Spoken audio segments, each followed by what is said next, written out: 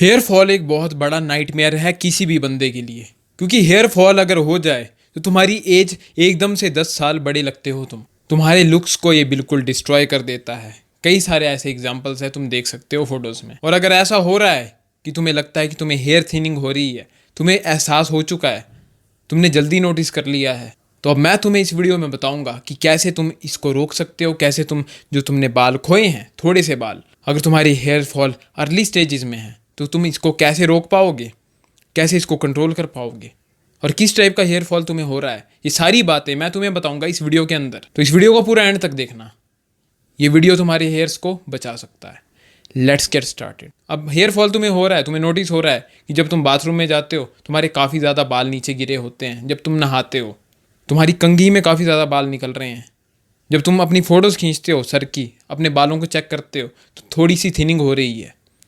जो पहले बाल हुआ करते थे तुम्हारे 2-3 साल पहले, अब वो बाल कम हो रहे हैं, थोड़े थोड़े पैचेज आ रहे हैं। वो अर्ली साइंस है तुम्हारी थिनिंग के। मे बी दूसरे बंदे भी थोड़ा थोड़ा नोटिस कर रहे हैं कि मे बी तुम्हारे बाल थोड़े पतले हो गए हैं, कम हो गए हैं। अगर ये सारे साइंस हो रहे हैं तुम्हारे साथ तो तुम्हें अभी ही ट्रीटमेंट लेना होगा। अब सबसे पहले हम समझते हैं हेयर फॉल होता क्यों है। हेयर फॉल डीएचटी की वजह से होता है। एक हार्मोन होता है ये हमारे जो फॉलिकल्स होते हैं हेयर के, जो सेंसिटिव फॉलिकल्स होते हैं उन पर जो है ये अटैक करता है। अगर हमारे जो हेयर के फॉलिकल्स हैं वो डीएचटी सेंसिटिव हैं तो डीएचटी उनको इफेक्ट करता है और हमें हेयर फॉल होने लग पड़ता है। अब ये जेनेटिक भी है प्रॉब्लम। हेयर फॉल की प्रॉब्लम जेनेटिक्स होती है। कई बंदों को जो है आगे से गंज पड़ता है, फ्रंट हेयर लाइन की थिनिंग होती है। जैसे ये वाला जो हेयर लाइन है इसकी थिनिंग होती है। मेरी हेयर लाइन हमेशा से ऐसी है, लेकिन कई बंदों की जो है पीछे होने लग पड़ती है धीरे धीरे।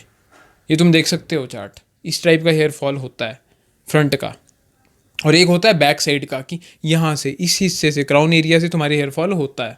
जो फ्रंट का होता है उसको कंट्रोल करना मुश्किल होता है, बहुत ज़्यादा मुश्किल होता है। और जो बैक का होता है वो कंट्रोलेबल है, हालांकि ट्रीटमेंट लंबा होता है और तुम्हें ज़िंदगी भर जो है ट्रीटमेंट करना पड़ेगा। मतलब जब तक तुम जिंदा हो तब तक तुम्हें जो है ये जो मैं तुम्हें ट्रीटमेंट बताऊंगा वो तुम्हें यूज़ करना पड़ेगा। ट्रीटमेंट क्या है? फिनास्ट्रेड और माइनॉक्सिडिल। फिनास्ट्रेड जो होता है वो ओरल फॉर्म में भी होता है, टॉपिकल में भी होता है। ओरल का मतलब होता है खाने वाला और टॉपिकल का होता है लगाने वाला। तो डिपेंड करता है तुम्हारे हेयर फॉल पे। अब सबसे पहले जो है अगर तुम डॉक्टर के पास जाओगे उसको चेक करवाओगे। अगर तुम्हारी अर्ली थिनिंग हो रही है तो तुम्हें टॉपिकल देगा, वो टॉपिकल लगाने वाला।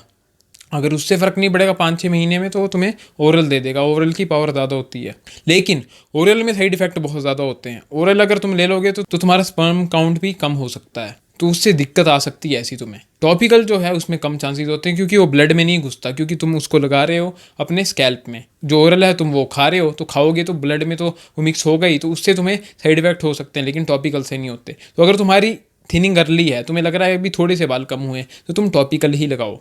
टॉपिकल फिनास्ट्रेड तुम्हारे बालों को कंट्रोल कर सकता है। ये वाले तुम टॉपिकल फिनास्ट्रेड यूज़ कर सकते हो, पर डॉक्टर के पास जाके ही पूछ के ही यूज़ करना और उसको दिखा लेना एक बार। दूसरी चीज़, तो माइनॉक्सिडिल यूज़ कर सकते हो। माइनॉक्सिडिल जो है उसका काम होता है हेयर ग्रोथ करना। पर कई बंदे गलती क्या करते हैं कि सिर्फ माइनॉक्सिडिल खरीद लेते हैं, क्योंकि जागरूकता नहीं है इंडिया में। फिनास्ट्रेड बहुत ज़्यादा इंपॉर्टेंट है क्योंकि वो डीएचटी को ब्लॉक करता है। वो डीएचटी को ब्लॉक कर देगा। जैसे तुम फिनास्ट्रेड को एक बार अप्लाई करते हो तो वो 24 से लेकर 48 घंटे तक डीएचटी को ब्लॉक करता है, तो तुम्हें डेली फिनास्ट्रेड लगाना है। और जो माइनॉक्सिडिल होती है, माइनॉक्सिडिल का काम है कि हेयर की ग्रोथ को बढ़ाना, बूस्ट करना। तो अगर तुम दोनों को लगाते हो तो तुम्हारे बाल भी बच जाएंगे और ज़्यादा बाल तुम्हारे नहीं जाएंगे। माइनॉक्सिडिल से जो है तुम्हारी हेयर ग्रोथ बूस्ट होगी, तो जल्दी जल्दी तुम्हारी रिकवरी हो जाएगी जो बाल तुमने खो दिए थे। इस चीज़ का फर्क पड़ जाता है। लेकिन अगर तुम अभी ट्रीटमेंट नहीं करोगे, तुम वेट करोगे, तो क्या होगा? धीरे धीरे क्या होगा? डीएचटी सेंसिटिव तुम्हारे जो फॉलिकल्स हैं वो धीरे धीरे बंद हो जाएंगे। मतलब धीरे धीरे थिनिंग होगी पहले, उसके बाद क्या होगा? वो फॉलिकल्स होते हैं ना, छोटे छोटे बिंदु बिंदु जहाँ से बाल निकलते हैं, वो बंद हो जाते हैं। फिर उसके बाद वो बाल वापस नहीं आ सकते। फिर ट्रांसप्लांट ही तुम्हारे हेयर्स को फिक्स कर पाएगा। तो अभी अगर तुम्हारे फॉलिकल्स जिंदा हैं, थोड़ी थिनिंग हो रही है, तो माइनॉक्सिडिल और फिनास्ट्रेड लगाओ। अब मैं ये कहूँगा कि माइनॉक्सिडिल और फिनास्ट्रेड को अलग अलग मत खरीदो। आजकल क्या होता है कि जैसे माइनॉक्सिडिल और फिनास्ट्रेड मिक्स ही आते हैं, मतलब दोनों काम तुम्हारे हो जाएंगे। तुम्हारा डीएचटी भी ब्लॉक हो जाएगा और तुम्हारी हेयर की ग्रोथ भी बूस्ट हो जाएगी। तो तुम्हें ये चीज़ करनी है। माइनॉक्सिडिल फिनास्ट्रेड के जो ये वाले तुम कॉम्बिनेशंस ले सकते हो, इनको तुम यूज़ कर सकते हो। इससे तुम्हारे हेयर्स बच जाएंगे और जितने हेयर्स गए थे उसकी 70% तक रिकवरी हो सकती है। डिपेंड ऑन तुम्हारी थिनिंग कितनी ज़्यादा हो गई है। अगर तुम नॉर्वुड 2 तक हो तो तुम्हारी रिकवरी हो जाएगी, मतलब 90% तक तुम्हारे बाल वापस आ जाएंगे। और बाकी के जो गए हैं वो तो कोई बात नहीं, लेकिन 90% तक तुम्हारे बाल वापस आ जाएंगे, तुम्हारे बाल नहीं जाएंगे। अब जो ट्रीटमेंट है कितना लंबा होता है, कई बंदे क्या करते हैं ना 5-6 महीने लगाएंगे, उनको रिजल्ट भी अच्छे मिल जाएंगे, उसके बाद वो छोड़ देते हैं, फिर दोबारा उनके बाल चले जाते हैं क्योंकि डीएचटी वापस लौट आया।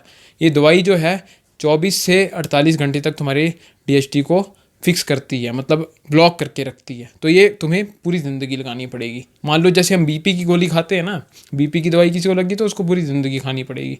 तो वैसा ही इसके साथ है, अगर तुम अपने बालों को बचाना चाहते हो तो तुम इसको लगाओ।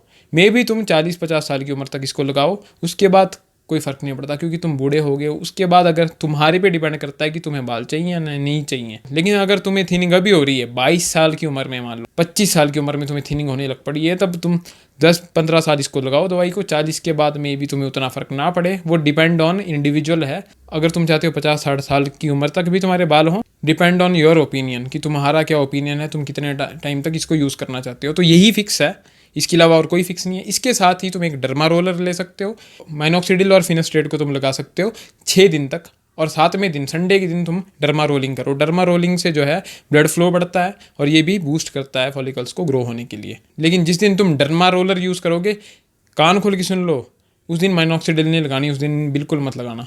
डर्मा रोलर को लगा लिया है, उसके अगले दिन लगाना है नाइट में लगानी है माइनॉक्सिडिल, और उसको लगा के सोना नहीं है माइनॉक्सिडिल और फिनेस्ट्रेट को। 1 घंटे 1.5 घंटे वेट कर लेना, बैठ के कुछ काम कर लेना, उसके बाद लास्ट में फिर सोना। नहीं तो वो दवाई तुम्हारी मिट जाएगी, उतना असर नहीं होगा। तो इस चीज़ का तुम्हें ध्यान देना है। 0.5 ml से 1 ml तक तुम्हें लगानी चाहिए एक दिन में, डिपेंड ऑन योर थिनिंग, कितनी थिनिंग हो रही है। आई होप कि अब तुम समझ चुके हो, बहुत ज़्यादा इंपॉर्टेंट इन्फॉर्मेशन थी ये। अब जो मैंने चीज़ें तुम्हें बताई हैं उन्हें इंप्लीमेंट करो। अगर तुम्हें ऐसा फील हो रहा है कि तुम्हारी हेयर थिनिंग हो रही है, और डॉक्टर से भी चेक करवा लो, और जल्द से जल्द ट्रीटमेंट स्टार्ट कर दो, नहीं तो तुम्हारे बाल चले जाएंगे। अगर तुम अपने अर्ली 20s में हो, तुम्हारे बाल जाने लगे हैं, तो 30 तक नहीं बचेंगे। और अगर अब तुम 25-26 साल के भी हो, तुम्हारे बाल स्टार्टिंग के जाने लग पड़े हैं, तो कोई बात नहीं, कंट्रोल कर लो उनको। 40-50 साल की उम्र तक लगा लो ये दवाई, ठीक रहेंगे बाल। बाद में शादी तो तुम्हारी हो जाएगी, बच्चे तुम्हारे हो जाएंगे, फिर तुम्हें कोई दिक्कत नहीं।